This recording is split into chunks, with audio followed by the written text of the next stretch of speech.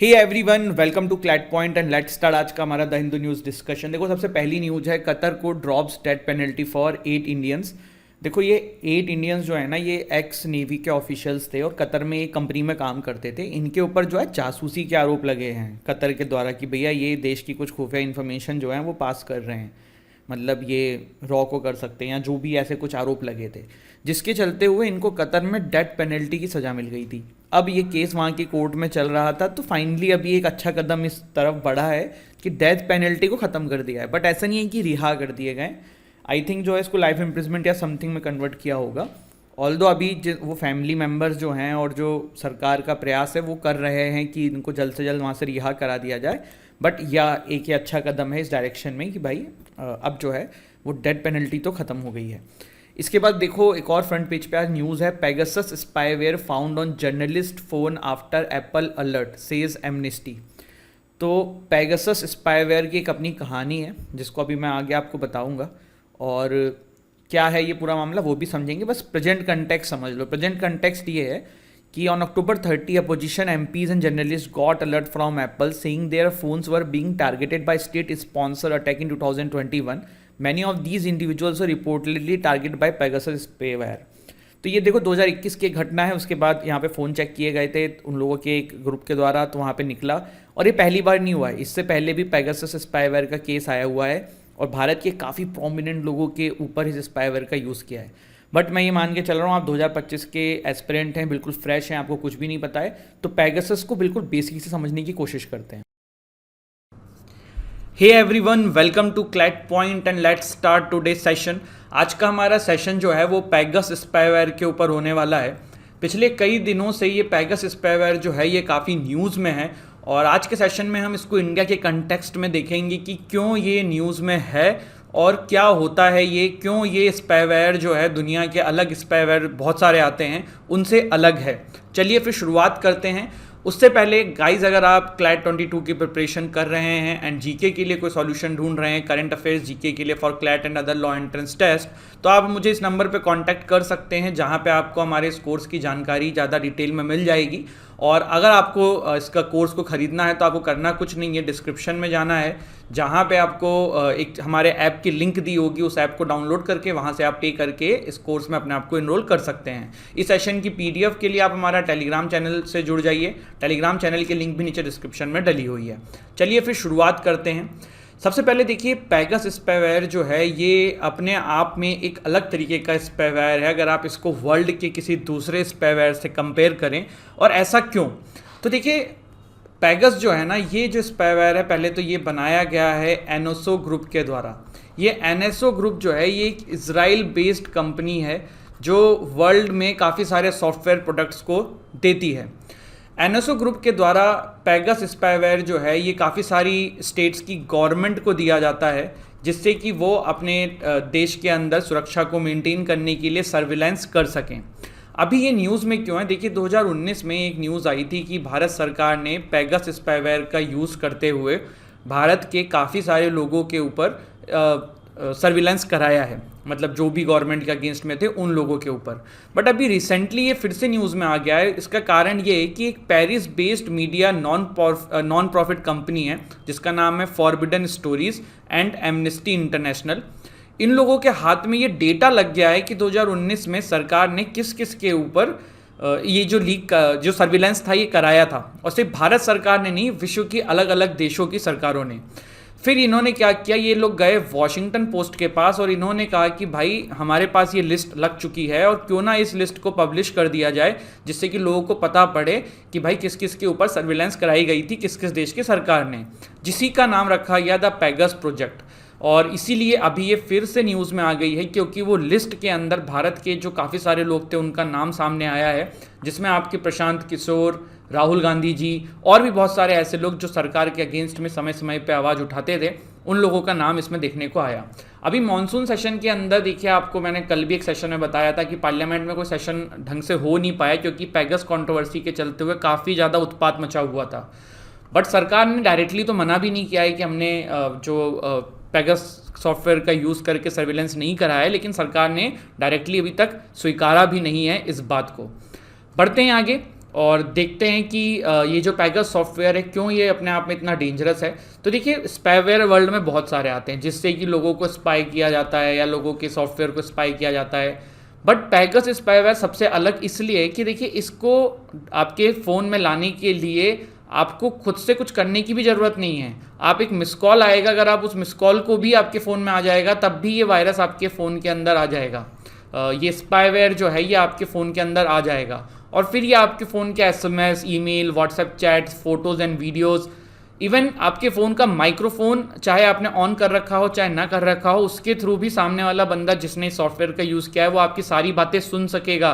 Camera आपने on किया हो ना किया हो तब भी आपके सामने जो भी चीज़ें हो रही होंगी वो दिखता रहेगा। रिकॉर्ड कॉल्स में काम आएगा, GPS data, calendar, contact books and etcetera etcetera.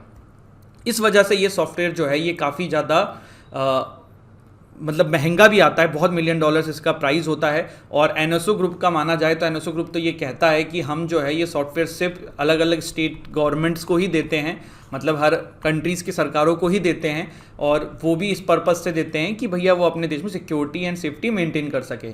और एनएसओ ग्रुप ने जब ये पैगस प्रोजेक्ट लीक हुआ, सामने आया जब वॉशिंगटन पोस्ट के थ्रू, तो एनएसओ ग्रुप ने इस चीज़ को स्वीकारा भी नहीं है डायरेक्टली कि ये नाम जो हैं ये सही हैं। बट एक चीज़ एनएसओ ग्रुप ने ज़रूर रखी है कि इसमें से बहुत सारे कंट्रीज़ के नाम जो लिखे हुए हैं इस पैगस रिपोर्ट के अंदर, उसमें से बहुत सारे कंट्रीज़ तो ऐसे हैं जिनको हमने सॉफ्टवेयर दिया तक नहीं है। ऑल दो एनएसओ ग्रुप ने ये भी कहा है कि हम कोई डेटा मेंटेन नहीं रखते हैं कि हमारे सॉफ्टवेयर का यूज़ जो है ये किस पर्पज़ के लिए किया गया है, तो हमें पता भी नहीं है कि किसके ऊपर इसको सर्विलांस करा गया है कि नहीं किया गया है अलग अलग सरकारों के द्वारा। अब बढ़ते हैं आगे कि क्या प्रॉब्लम है इस तरीके की सर्विलांस की और क्यों पैगस कंट्रोवर्सी जो है ये बहुत ज़्यादा एक चिंता का विषय है हमारे देश के लिए। तो देखिए, सबसे पहले तो इम्पैक्ट ऑन जर्नलिस्ट। तो हमारे देश में आप देख सकते हैं कि एक फ्रीडम इंडेक्स आता है, आपको पता होगा, प्रेस फ्रीडम इंडेक्स आता है। तो अगर 2021 की आंकड़ा देखे जाएँ वर्ल्ड प्रेस फ्रीडम इंडेक्स की, तो भारत की रैंक जो है ना वो 142 है आउट ऑफ 180। अब ऐसी हालात में हमारे जो प्रेस है, हमारी जो जर्नलिस्ट हैं, उनको और आज़ादी मिलनी चाहिए कि वो अपनी बात रख सके, लेकिन अब वो डरेंगे कि भाई उनके ऊपर कहीं सरकार इस तरीके का सर्विलेंस कर ले और कुछ उनकी खुफिया जानकारी जो है वो सामने निकल के आ जाए जो कल को उनके अगेंस्ट में यूज़ हो सकती है, and they will have the fear to criticise the government, जो कि बिल्कुल अच्छा नहीं है। आपको पता है कि डेमोक्रेसी की एक पिलर हमारी मीडिया भी होती है और यहाँ पर ये उसके लिए खतरे का मतलब एक कह सकते हो आप चिंता का विषय है। दूसरा देखिए, सेपरेशन ऑफ पावर। अब आप कहोगे ये कैसे, तो देखिए इसमें जो लिस्ट आई है ना, इसमें देखने में ये भी मिला है कि एक हाई कोर्ट के जज के ऊपर भी इसका यूज़ किया गया है। अब आप ये समझिए, हाई कोर्ट या सुप्रीम कोर्ट आप चेक कर लीजिएगा, तो यहाँ पे आप ये देखिए कि उन जज की भी कुछ इंपॉर्टेंट इन्फॉर्मेशन जो है वो कोई भी कलेक्ट कर ले रहा है जो भी सॉफ्टवेयर को यूज़ कर रहा है, और कल को वो उनको थ्रेटन कर सकता है कि आप हमारे फेवर में पक्ष में रिजल्ट दो, अदरवाइज ऐसा ऐसा हम कर सकते हैं। तो ये आप देख सकते हैं freedom of speech and expression की ये प्रॉब्लम है। फंडामेंटल राइट आपका वॉयलेट हो रहा है। देखिए, right to privacy is a fundamental right, है ना, बोला गया है कि नहीं बोला गया है? किस में बोला गया है भाई? ये पुट्टा स्वामी केस में बोला गया है। अब पुट्टा स्वामी केस में देखो, हमने कल भी देखा था कि भाई 3 क्राइटेरिया दिए गए थे कि किसी भी बंदे की प्रिवेसी को भंग करना अगर चाह रही है सरकार तो उसे 3 क्राइटेरिया को फुलफिल करना होगा। पहला, there should be a need, कोई जेन्युइन नीड होनी चाहिए उस तरीके का चीज़ को करने के लिए। ऐसा नहीं कि भाई किसी चीफ मिनिस्टर, प्राइम मिनिस्टर का मन आया कि भाई हमें इस बंदे के ऊपर सर्विलेंस कराना है तो हम कराएंगे, तो नीड होनी चाहिए। दूसरा, लेजिटिमेट इंटरेस्ट होना चाहिए, कोई फर्जी इंटरेस्ट नहीं होना चाहिए, कोई लीगल इंटरेस्ट होना चाहिए, उसके पीछे कुछ कारण होना चाहिए कि आप इस तरीके की चीज़ें कर रहे हैं। एंड तीसरा हमने देखा था कि प्रोपोर्शनेट वे में होना चाहिए। मतलब प्रोपोर्शनेट वे का मतलब ये होता है कि भाई, कल भी मैंने बताया था, मैं फिर से रिपीट कर रहा हूँ कि एक पुलिस वाला जो है वो 4 चोरों को पकड़ने के लिए एक गाँव में गया है। अब पता ये पड़ रहा है कि 4 चोरों को पकड़ने के लिए वो 8 लोगों को मार के आ जा रहा है, तो ये तो प्रोपोर्शनेट वे कहीं से कहीं तक नहीं है ना। तो यही कहने का मतलब है कि नुकसान जो हो रहा है ना वो उतना ही होना चाहिए कि उससे ज़्यादा फ़ायदा हो। ऐसा ना हो कि नुकसान ज़्यादा कर रहे हो आप किसी का और उससे फ़ायदा कुछ नहीं कर पा रहे हो या फ़ायदा बहुत कम कर रहे हो, तो प्रोपोर्शनेट वे में होना चाहिए। तो ये right to privacy Puttaswamy case में 3 क्राइटेरियाज भी दिए गए थे जिसके ऊपर ये बात रखी गई थी। तो दिस इज़ इट गाइस। अब ये आपके ऊपर है, आप इस पर अपने विचार जरूर कमेंट सेक्शन में रखिएगा, एंड कमेंट सेक्शन में कमेंट जरूर किया करिए, इससे मोटिवेशन मिलता है। वीडियो को लाइक किया करिएगा, वीडियो को शेयर करिए अपने मित्रों के साथ। इस सेशन की PDF के लिए आप हमारे टेलीग्राम चैनल से जुड़ सकते हैं। Thank you so much. जय हिंद, जय भारत। तो आई होप आपको अभी पैगासस स्पाईवेयर क्लियर हो गया होगा। अब यहाँ पे देखिए अगली जो न्यूज़ है, अ साइन ऑफ हून इन कॉन्फ्लिक्ट हिट मणिपुर। तो अब यही सबसे बड़ी प्रॉब्लम है क्योंकि मेरे दिमाग में देखो ये रहता है कि आप लोग जो बच्चे इस क्लास को देख रहे हैं सब नेक्स्ट ईयर वाले हैं, तो आप लोगों को भी मणिपुर क्राइसिस ही नहीं पता होगा। तो इस वीक का मेरा जो सबसे पहला पर्पज़ यही था कि आपको पहले के जो कुछ टॉपिक्स हैं ना जो छूट गए हैं वो सारे करा दिए जाएं, तभी तो आप आगे की कंटेक्स्ट समझ पाओगे। तो ये मणिपुर का न्यूज़ है, यहाँ पे चीज़ें बेटर हो रही हैं, लेकिन ये हुआ क्या है कुकी कम्युनिटी और क्यों वहाँ पे चीज़ें हो रही हैं, सारी चीज़ें हम समझते हैं। और देखो आज और कल और भी हम पुराने पुराने कुछ टॉपिक्स उठाएंगे, ऑल्दो ये पुराने टॉपिक्स नहीं है, ये आज ही के न्यूज़पेपर में आए, पर ये कंटेक्स्ट आपको बहुत ज़रूरी है नेक्स्ट वीक पे जब हम पूरा डिटेल सेशंस करने वाले हैं। तो इसीलिए अभी मैं कुछ ऐसे टॉपिक्स कवर करा रहा हूँ जो आपके आगे काम में आएंगे, ठीक है। मंडे से देन वी विल कवर उसी दिन का जो टॉपिक रहेगा, लेकिन अभी पुराना कुछ इंपॉर्टेंट टॉपिक्स आपको देना जरूरी था, तो वो अपन अभी करते हुए चलते हैं। तो ये आज की एक फ्रंट पेज पे न्यूज़ है और इसको भी समझते हैं मणिपुर क्राइसिस क्या है। चलिए फिर शुरू करते हैं। देखो मणिपुर क्राइसिस ना, इसमें कुछ नए पॉइंट्स भी ऐड हैं। अगर आप लोगों ने यूट्यूब से ये किया था तो उसमें कुछ पॉइंट्स कम थे जो मैंने अभी इसमें ऐड किए हैं, और अगर क्वेश्चन बनेगा तो इन नए पॉइंट से भी बन सकता है। और ये बहुत इंपॉर्टेंट टॉपिक है, चाहे क्लैट की मैं बात करूं चाहे मैं एनएलसेट की बात करूं, ध्यान लगा के सुन लेना, इसको एज इट इज कॉपी में डाल देना। मणिपुर क्राइसिस से अगर कोई भी क्वेश्चन आएगा किसी भी एग्जाम में ना, आप गलत नहीं करोगे, ये मेरी गारंटी है। अगर ऐसा हो जाए तो बता देना, फिर बोलोगे सर क्या आपकी फीस रिफंड कर देंगे, ठीक। अब ये नहीं खुद से क्वेश्चन बना के आ जाओगे सर मणिपुर का पहले नाम क्या था, है कुछ भी मतलब बकवास टाइप का है ना। चलो थोड़ा इसको समझते हैं, जानने की कोशिश करते हैं, ठीक है। पहले मुझे ये बताओ कि क्या मणिपुर जब हमारा देश आजाद हुआ था उसी समय से भारत का पार्ट था कि नहीं था? किसी को माइक ऑन करके बताना है इसका जवाब। बहुत देर हो गई मैं ही बोल रहा हूं, थोड़ा सा कोई और बोले। मणिपुर जो है भारत का पार्ट आजादी के बाद से था या पहले से ही जब भारत आजाद हुआ तो उसका एक अभिन्न पार्ट की तरह था? जल्दी से कोई भी अपना हैंड रेस करे।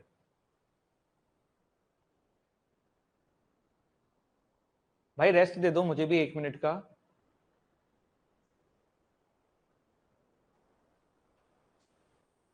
अरे नो तो लिख दिया है, नो क्या?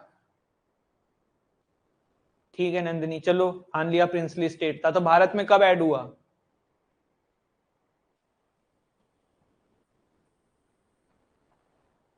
भारत में कब ऐड हुआ?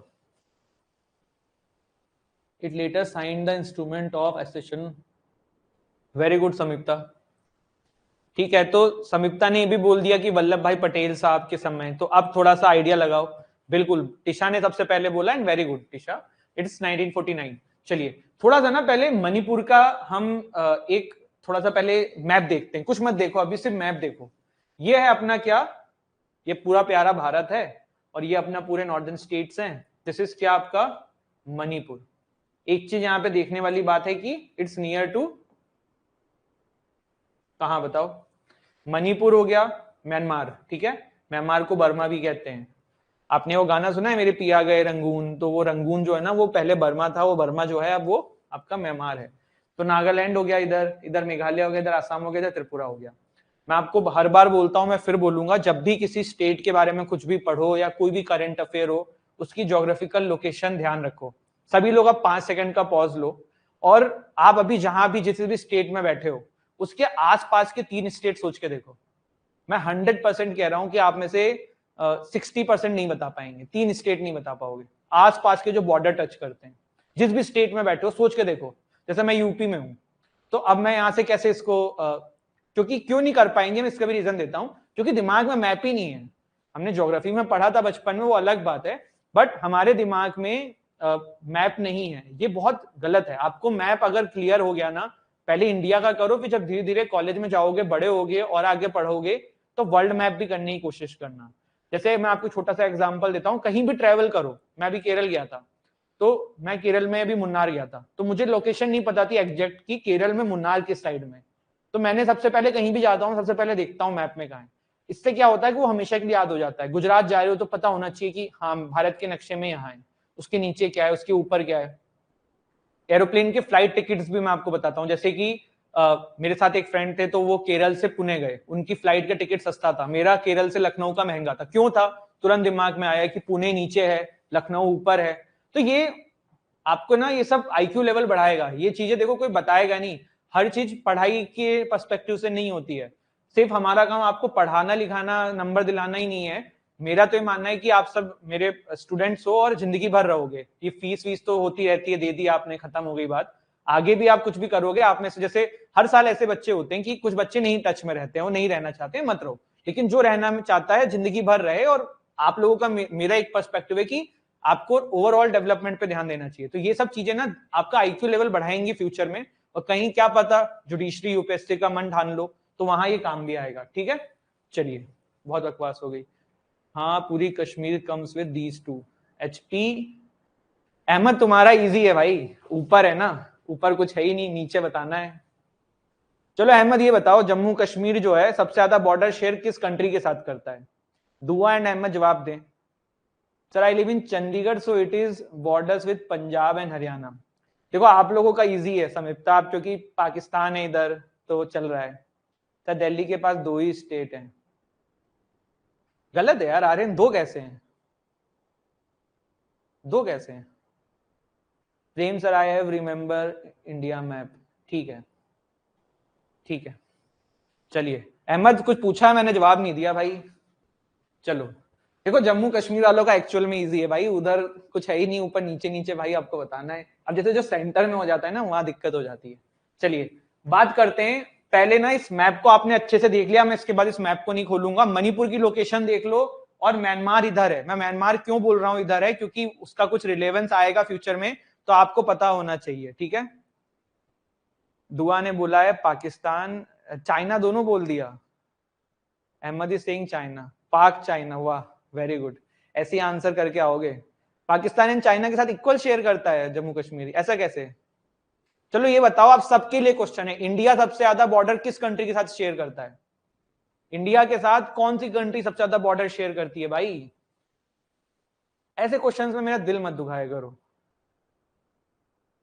एक मैंने आपसे पहले पूछ रखा है, आई थिंक ये सभी बता देंगे कि नेशनल गेम कौन सा है इंडिया का। ये गलत मत कर देना, ये तो बता दिया है मैंने। तो Prem is saying Bangladesh, Rahul is saying Bangladesh. Bangladesh देखो आप जो भी दोनों आप मतलब जितने भी स्टूडेंट्स हैं यहाँ पे एनएलसेट के हैं, क्लैट के हैं, करंट अफेयर का पेपर आप दोनों का ही सेम रहता है, दोनों ही एनएलयूज के लिए हैं। तो ऐसे क्वेश्चंस ना ये आप याद करके नहीं जाते हो एग्जाम में, और ऐसे क्वेश्चंस आते हैं।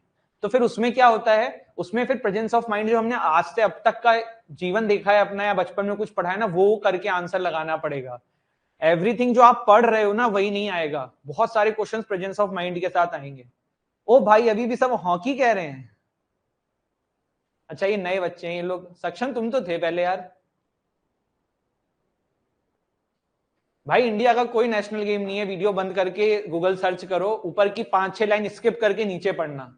ऊपर की 5-6 लाइन में तो विकिपीडिया मतलब वो एल्गोरिथम चलती है, उसके नीचे जो लिंक्स हैं या न्यूज़पेपर की लिंक्स है ना वो पढ़ना। ठीक है, India do not have any national game भाई, सब भाई गधे हो।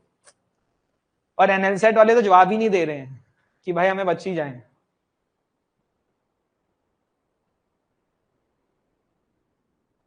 चलो आ जाते हैं वापस क्लास की तरफ।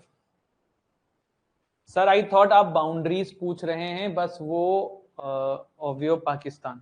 ठीक है चलो, लोकेशन देख लिया। ठीक है, अब अपन बात करते हैं थोड़ा सा पहले ना मणिपुर के बारे में देखते हैं। मणिपुर में अभी क्या चल रहा है, पूरा ध्यान इसकी तरफ लगा देना। द वैली, ओ भाई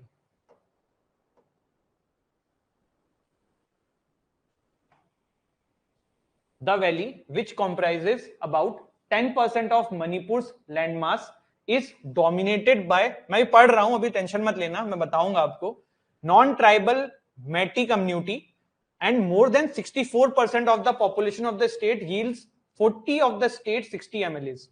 ये अभी आपको समझ में नहीं आएगा, बस रीड कर लो ठीक है मेरे साथ। Hills comprising 90% of geographical area are inhabited, more than 35% recognized tribes but 20 MLAs। चलो अब इस पे आ जाते हैं, यहां से आपको ना सारी पिक्चर में क्लियर कर देता हूं। देखो मणिपुर के साथ दिक्कत क्या है ना, मणिपुर में 2 ही टाइप के रीजन्स हैं, एक है हिल, मुझे यार इसको लिखने की ना क्लास लेनी पड़ेगी, हिल, और दूसरा है वैली। ठीक है, अब ध्यान से सुनना, वहां पे ना एक कम्युनिटी है जिसको हम अब रिफर करेंगे मैटी कम्युनिटी की तरह। क्या रिफर करेंगे? मैटी। और दूसरी कम्युनिटी है जिसको हम ट्राइबल बोलेंगे, जिसमें कुकीज एंड बहुत सारे हैं, ठीक है। मेटी एंड दूसरी ट्राइबल कम्युनिटी। तो वैली जो एरिया है वो वहां पे 10% है। जैसे अगर किसी जगह पे 100% पूरा एरिया है, आप इसको इस मैप से समझने की कोशिश करते हैं। मान लो मणिपुर का एरिया 100 किलोमीटर है, हाइपोथेटिकली बता रहा हूं, मणिपुर का एरिया 100 किलोमीटर है, तो 90 किलोमीटर जो है ना,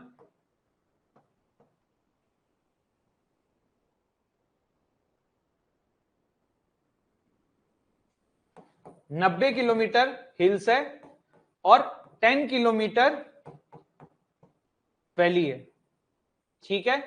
अब वापस से पीछे चलते हैं, ठीक। जो अब अगर पॉपुलेशन देखें, ये तो मैंने आपको क्या बताया एरिया वाइज। अब पॉपुलेशन देखते हैं। मान लो 100 लोग रहते हैं मणिपुर में। कितने रहते हैं? 100 लोग। 100 में से 65% लोग, सॉरी 100% की बात नहीं कर रहे हम, सिर्फ 100% से समझ रहे हैं कि मणिपुर की पॉपुलेशन ही 100 है। 100 में से 65 लोग इस 10 किलोमीटर के एरिया में रहते हैं और 35 लोग इस 90 किलोमीटर के एरिया से रहते हैं। यही हुआ ना? हाँ यही हुआ, ठीक है। 100, ये वाली चीज क्लियर हुई। अब समझो, इस पूरे मणिपुर के 100 लोगों की लेजिस्लेटिव असेंबली में 60 सीट्स हैं। कितनी है? 60। 60 में से 40 जो है ना, वो आपके जो 10 किलोमीटर में जो 65 लोग रह रहे हैं ये ओन करते हैं, मतलब इनकी है। और बची हुई 20 सीट जो 35 लोग रह रहे हैं आपके बचे हुए 90 किलोमीटर में, इनकी है। पहले बताओ इसमें किसी को डाउट है? जल्दी से, कंफ्यूजन हो सकता है, मैं रिपीट करूंगा, जल्दी बताओ।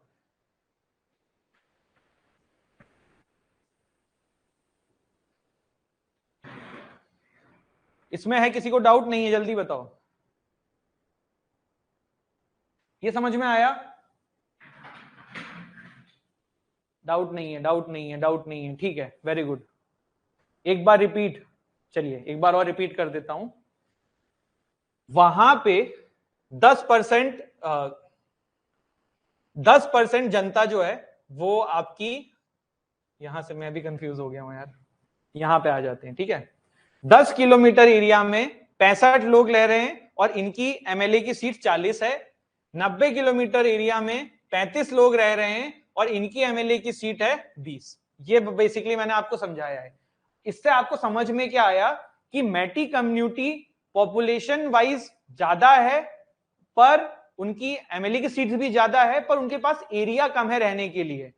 दूसरी चीज हमें समझ में आई कि जो ट्राइबल कम्युनिटी है वो जनसंख्या में कम है, लेकिन उनके पास रहने के लिए एरिया ज्यादा है, ठीक है।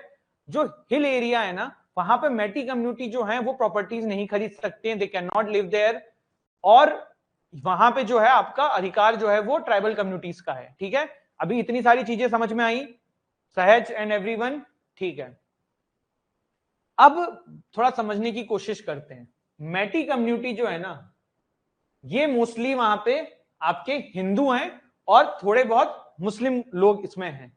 जो आपके ट्राइबल कम्युनिटी है, यहां पे मेरे पास होगा ये, ठीक है। ये बहुत डायनेमिक समझोगे तभी आप समझ पाओगे हो क्या रहा है वहां पे। मेजॉरिटी ऑफ द, अबे भाई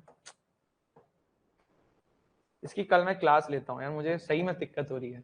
मेजॉरिटी ऑफ द मेटीज जो हैं वो हिंदूज हैं और कुछ मुस्लिम्स हैं।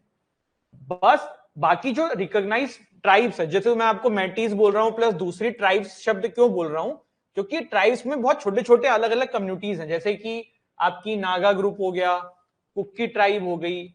और ये लोग मोस्टली क्या है? क्रिश्चियंस हैं। समझ में क्या आया आपको कि मैटी कम्युनिटी में ज्यादा हिंदू फिर मुस्लिम, बाकी जो आपकी दूसरी ट्राइब्स हैं दे आर मोस्टली क्या? क्रिश्चियंस, ठीक है। ये बेसिक चीज समझ में आई। डिमांड ये आ रही थी कि भाई जो मैटी कम्युनिटी है ना,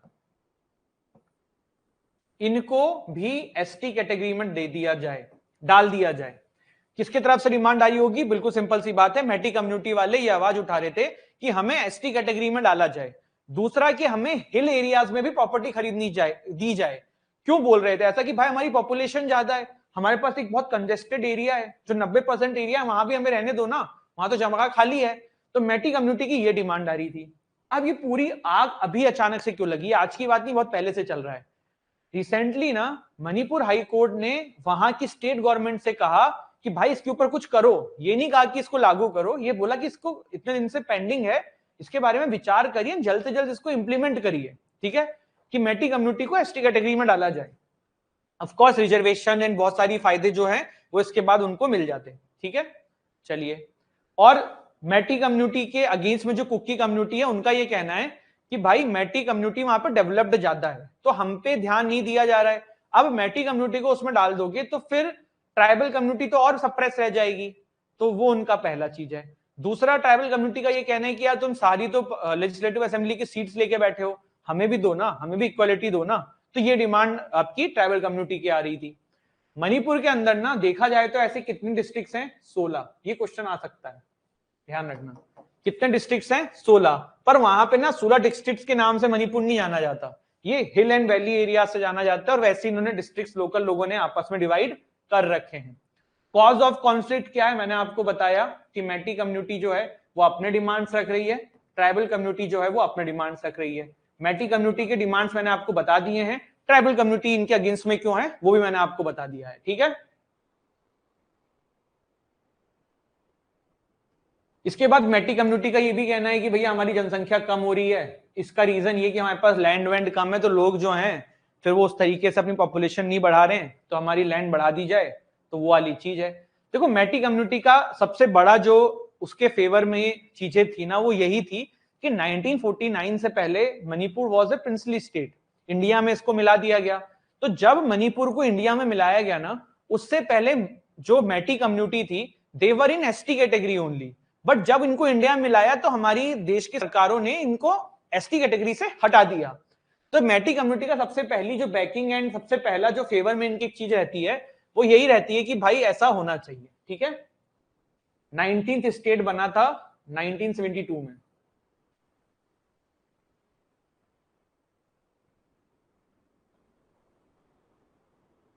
यार देखो ना, इसकी हिस्ट्री है, आई थिंक ये कि मणिपुर के नाम से नहीं आया था ये, इसको 1972 में एग्जैक्ट किया था, जिसको पता हो थोड़ा बता देना, मेरे दिमाग से अभी स्लिप हो रहा है, बट इट वाज इन 1972 कि अच्छा ठीक है, सॉरी, पहले ये यूटी था, इसको बाद में 19th स्टेट ऑफ इंडिया कर दिया गया। तो ये ध्यान रखना, मणिपुर के बारे में हम पढ़ रहे हैं तो हमें पता होना चाहिए, Manipur was earlier in UT, union territory था, पर इसको स्टेट का दर्जा दिया गया कब, आपका 1972 के अंदर, ठीक है। ठीक है, अब इसको थोड़ा सा और समझ लेते हैं। एक यहाँ पे इनर लाइन परमिट का नाम यूज किया, भी मैं बताऊंगा आपको क्या होता है। मैटी पीपल की जो लैंग्वेज है वो 8th schedule of the constitution में भी है, मणिपुरी लैंग्वेज बोलते हैं। Cookies and Nagas point out that the tribals areas 90% of the state geographical area, पर मैंने आपको बताया कि भाई सारा डेवलपमेंट जो है वो मेटी कम्युनिटी का हो रहा है, और उन्हीं के ज्यादा एमएलएज रहते हैं, तो वो लोग अपनी साइड में पूरा डेवलपमेंट करते हैं। अब 100 बात की एक बात ये आएगा, तो क्वेश्चन ये भी बन सकता है कि क्या तरीका है किसी भी कम्युनिटी को एसटी कैटेगरी में डालने का, सिर्फ मणिपुर में नहीं पूरे इंडिया में किस तरीके से किसी कम्युनिटी को एसटी कैटेगरी में डाला जा सकता है। तो इसको समझने की कोशिश करते हैं, the process of inclusion in the ST list कैसे किया जाता है, एक एक स्टेप दिखेंगे, आप भी इसको थोड़ा समझने की कोशिश करना, एमसीक्यू में कुछ फंसेगा तो देख लेना। स्टेट गवर्नमेंट, ओ भाई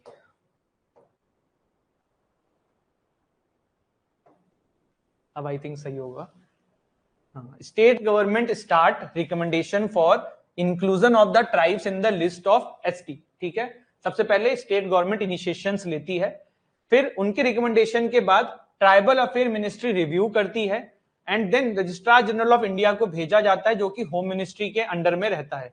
जब यहां से अप्रूवल आ जाती है तब national commission for scheduled tribes के पास मैटर जाता है।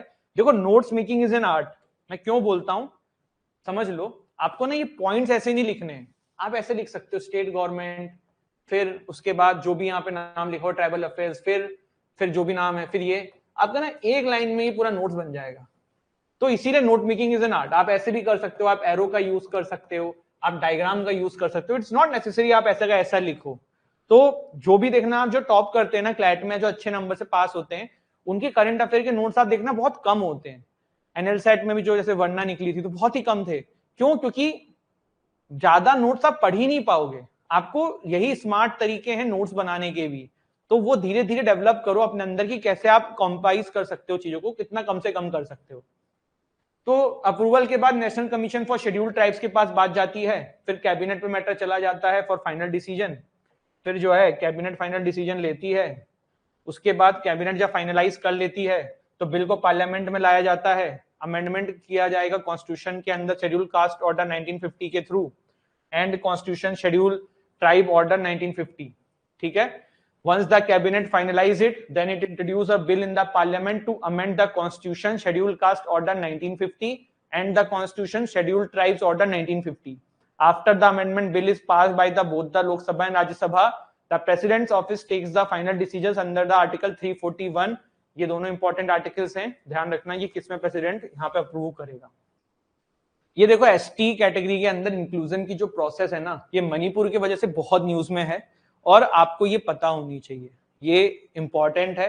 इसको आराम से सेशन के बाद जब भी आप देख के करना चाहो या अभी बनाना चाहो बना लो, मुझे नहीं पता आप लोग कैसे क्या करते हो नोट्स मेकिंग का काम, बट इसको करना, ठीक है। इसके बाद एक टर्म यहाँ पे यूज हुई थी इनर लाइन परमिट सिस्टम, तो मैं थोड़ा सा आपको बता देता हूँ। इनर लाइन परमिट सिस्टम एक अपने आप में एक अलग कॉन्सेप्ट है, बट अभी यहाँ पे चर्चा पे आया है तो मैं आपको इसलिए समझाने की कोशिश कर रहा हूँ। देखो जो हमारे नॉर्थ ईस्टर्न स्टेट्स थे ना, ये बहुत ही ज्यादा रिच हैं मिनरल्स एंड और सारी चीजों को लेके, तो जो ब्रिटिशर्स थे ना वो जब भारत में आए तब उनको ये चीज समझ में आ गई कि नॉर्थ ईस्टर्न स्टेट्स को प्रोटेक्ट करना है, क्योंकि भैया वो यहाँ पे चाय की खेती एंड सारी चीजें करते थे। तो ब्रिटिशर्स ने एक कानून बनाया कि भाई भारत का कोई नागरिक, आप आज की डेट में दिल्ली से केरल जाना चाहो, दिल्ली से यूपी आना चाहो, कोई आपको डॉक्यूमेंट चाहिए? नहीं चाहिए। बट अगर आप दिल्ली से नॉर्थ ईस्टर्न स्टेट्स में जाना चाहो ना, आपको इनर लाइन परमिट चाहिए रहेगा। बिल्कुल सही सुन रहे हो, ये ब्रिटिशर्स लेके आए थे कि भाई जिससे वो उस साइड की प्रॉपर्टीज को बचा सके, आप वहां पे जमीन नहीं खरीद सकते हो, बहुत सारे नियम से नॉर्थ ईस्टर्न स्टेट्स में। वो कौन कौन से हैं? मिजोरम, मणिपुर, नागालैंड, अरुणाचल प्रदेश, ठीक है। और भी हैं इसमें एक दो यार, 7 हैं आई थिंक, है ना। अरुणाचल प्रदेश, मिजोरम, नागालैंड, मणिपुर और एक दो और हैं, इसमें देख लेना यार अभी, क्योंकि इसमें क्या होता है ना, देखो नॉर्थ ईस्टर्न स्टेट्स में बवाल होते रहते हैं कि हमें भी डालो, हमें भी डालो, हमें भी करो। मेरे हिसाब से तो ये 4 ही हैं, बट एक बार आप चेक कर लेना, ठीक है। इसमें कोई नया ऐड हुआ है नहीं हुआ है, मणिपुर भी पहले नहीं था, अभी बाद में डाला गया है। तो ये ब्रिटिशर्स जो लेके आए थे ना, वो लाए थे Bengal eastern frontier regulation act 1873 के थ्रू, कि भाई भारत के किसी भी नागरिक को इन नॉर्थ ईस्टर्न स्टेट्स में जाना होगा तो उनको इनर लाइन परमिट लेके जाना पड़ेगा, ठीक है। आफ्टर टाइम जब देश आजाद हुआ तब हमारे देश के कॉन्स्टिट्यूशन मेकर ने इसको आगे बढ़ा दिया, और बस जो ये पूरा एक्ट था इसमें पहले ब्रिटिश सब्जेक्ट्स लिखा हुआ था, उसको चेंज करके सिटीजन्स ऑफ इंडिया कर दिया गया, ठीक है। और आज की डेट में भी इनर लाइन परमिट चल रहा है, जैसे कि मैंने आपको बताया। और इस पे देखो इनर लाइन परमिट पे अगर क्वेश्चन आता है ना, तो एक क्वेश्चन ये बनता है कि क्या कोई फॉरेनर भारत में ट्रेवल कर रहा है, क्या उसको भी वहां पे इनर लाइन परमिट लेके जाना पड़ेगा? तो जवाब होगा नहीं, इनर लाइन परमिट सिर्फ इंडियंस पे एप्लीकेबल होता है। फॉरेनर्स के लिए वहां पे जो है वो है प्रोटेक्टेड एरिया परमिट। ये क्या हुआ भाई?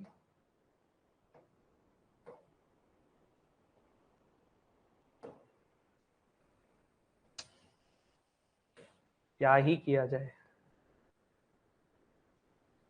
फॉरेनर्स के लिए वहां पे है प्रोटेक्टेड एरिया परमिट, ठीक है।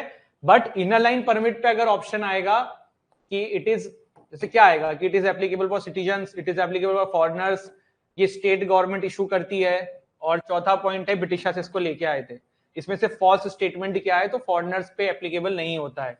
बिल्कुल इनर लाइन परमिट आपको स्टेट गवर्नमेंट से लेना पड़ता है, सेंट्रल गवर्नमेंट से परमिशन नहीं मिलती है। दूसरा लास्ट इंपॉर्टेंट पॉइंट कि भाई ये जो है आपका, ये भारतीयों पे एप्लीकेबल होता है, यही तो मैंने बताया था, और तो इसके अलावा कुछ है नहीं, ठीक है।